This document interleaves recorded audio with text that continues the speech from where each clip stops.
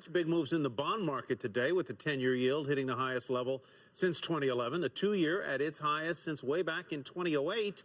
For more, let's bring in CME trader Bob Iaccino, co-founder and chief market strategist with Path Trading Partners.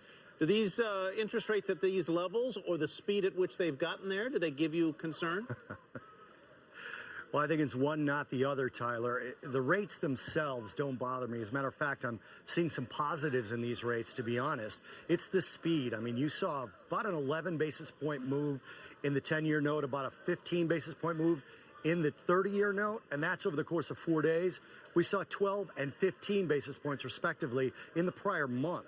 So again, it's the speed of the move which is giving that extra little push down to the equity markets. Obviously, NASDAQ has the chip story as well, and so hence the acceleration of the NASDAQ. And what does that tell you about the mood of bond investors or the markets or the economy? What's the message of that, of the speed there?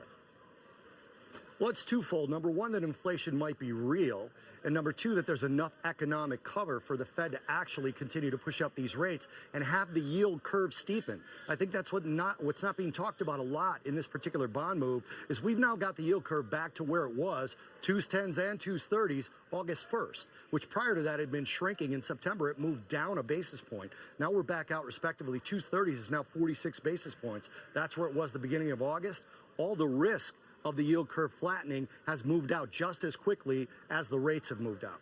How is positioning? It seems extreme. According to the latest CFTC report, Bob, as I'm sure you've read, net short positions in the 10-year is at record highs. What does this tell you about where we should expect the 10-year yield to go and what the snapback could be should there be something that jolts the market the other way?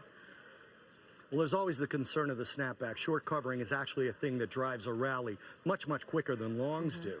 But I think when you look at it in the context of how long people have been long treasuries, this actually isn't that bad. Record highs on the shorts, absolutely. But the length of time that people have been short the treasuries is very short. I hate to keep using the same words.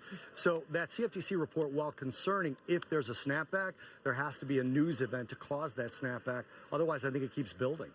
All right, Bob, we'll leave it there. Thank you, Bob Iaccino. Thank you. Of Path Trading Partners.